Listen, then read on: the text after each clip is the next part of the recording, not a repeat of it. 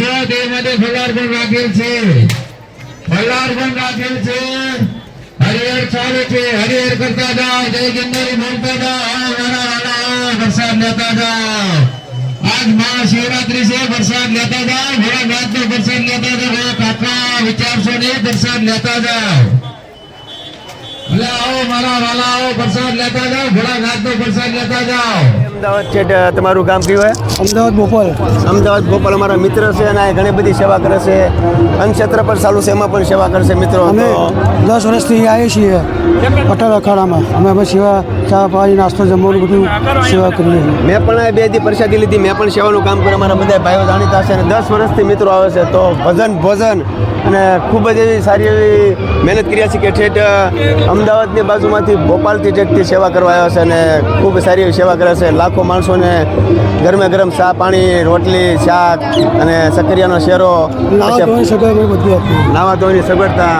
તો ગિરનારી પણ એક ભૂમિ જેવી છે કે અહીંયા બહુ તમને આનંદ આવે અને નાના નાના બાળકો, બહેનો, સહપરિવાર સાથે અહીંયા બધાય આનંદ કરીએ કે મેળો કરીએ કે બધા જોઈએ કે એવી પણ એક પવિત્ર ભૂમિ છે. તમે એકવાર આવો તો તમને ખ્યાલ આવે કે મેળો શું છે એમ. જો 10 વર્ષથી અમારે કાકા આવે છે અને 2-3 વર્ષથી અમે પણ આવી છે. તો સારી એવી તમે પણ અહીંયા ગિરનારી મેળામાં આનંદ લેતા જાઓ અને થોડી ઘણી સેવા પણ કરતા જાઓ. હર હર મહાદેવ. મિત્રો આપણે જે આ બધા મિત્ર મળ્યા હતા એમને જો અત્યારે દાળ બનાવી છે અને હજારો માણસો આપણે અહીંયા આશ્રમ છે, અન્નક્ષેત્ર છે. તો રાધનપુરથી આ બધું જો આ 10 વર્ષથી બધા સેવા કરવા આવશે મિત્રો. રાત દિવસ એમની મહેનત પણ ઘણી બધી છે.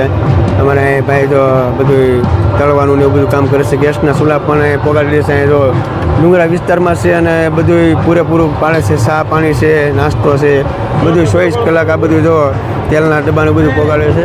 તો આ અમારે ઠેઠે નાથી મોહનથાળ બનાવી લાવે છે તેલના ડબ્બા સાથે. બધાએ ગુંદી, લાડુ. અત્યારે તમે આ શું બનાવ્યું છે ભાઈ? ગિરનારી ખીચડી. જો અમારા ભાઈ બહુ સારી એવી મહેનત કરીને મિત્રો હજારો માણસો અમારે ગિરનારી ખીચડી કહે છે. અહીંયા આપણે અટલ અખાડામાં પણ ભજન ભોજનનો અવાજ આપણે થતો હોય અને બધા નાના બાળકો, બહેનો, ભાઈઓ સહપરિવાર સાથે પ્રસાદી લે કે અને બહુ સારી એવી મહેનત કરે. 10 વર્ષથી અમારા બધા ભાઈઓ જો ઠેઠ અમદાવાદની બાજુમાંથી આવશે. બધાને મહાદેવ સદા ખુશ રાખે પ્રાર્થના કરું છું અને બધાને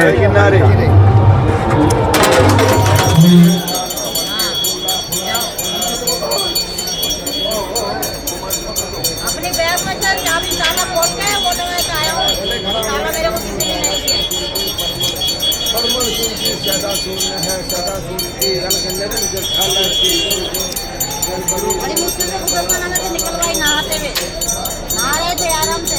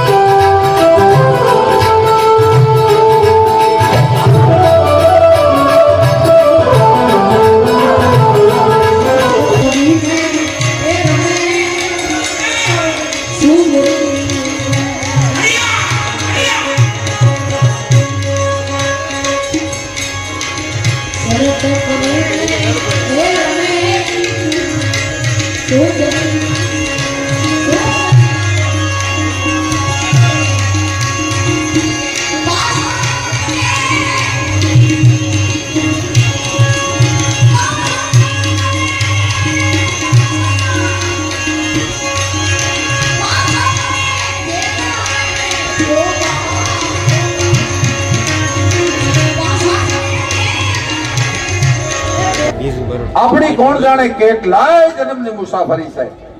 કીડી બન્યા તેથી ખાંડની પાછળ દોડ્યા, મકોડો બન્યા તો ગોળની પાછળ દોડ્યા, માણા બન્યા તો રૂપિયાની પાછળ દોડ્યા. મારું ભરો હે પાછા ભગત.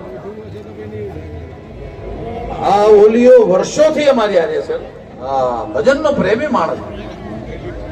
એને કાંઈ ઘટે નહીં, એનો પ્રેમ એવો. એમ તમે બધા આ પ્રેમથી જ આવ્યા છો. હું કાયમ એક વાત કરું છું કે ઝાડવું વૃક્ષ કોઈ દિવસ કબૂતરને ડાળ ભાડે નથી આપતું, કોઈ કરાર કોઈ દસ્તાવેજ નથી કરતું. અને પંખીને કહે છે તું તારે માળો બાંધ પણ હવારે ટવકો કરજે.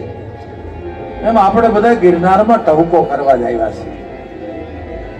આ કાયા કેલેન્ડર રૂપી છે, ડટો છે. રોજ એક એક પાનું ફાટે છે. એક દિવસ એક પાનું એમાં એવું છે જેથી આપણે નહીં હોય, પ્રસંગ આપણો હશે. પણ લક્ષ્મણ બાપુ જેવું જો ભજન હશે ને તો આટલા બધા મોજ કરશે, આટલા બધા આનંદ કરશે. અને સવાર થઈ ગયું છે તો અમારા બાપુ મળ્યા છે જુનાગઢથી. અને જુનાગઢમાં શિવરાત્રિના કેટલા દર્શન આપણે કરી શકાય અત્યારે અંદાજમાં અહીંથી નીકળ્યું ત્યારે? અત્યારે જવા માટે 150 મઠ તો આવ્યા જ છે, આશ્રમો. એમાં મેન આયા મઠ છે, પહેલો નંબર આગળ છે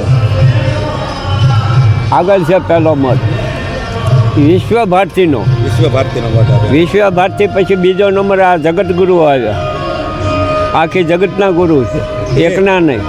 અને જગતગુરુ શંકરાચાર્ય મોદીની હારે આ 4 સીટ મેળવીને બેઠેલા. આ જેવી તેવી હસ્તી નથી. હા. પછી ઉપર ગિરનારમાં તો ગુરુ દત્તાત્રેય છે, વેલા બાવાની મઢી છે, અંબાજીનું મંદિર છે, જીવન બાપાનો વડ છે, વેલા બાવાનો વડ છે. ખૂબ ખૂબ આભાર બાપુ. ઓમ સીતારામ.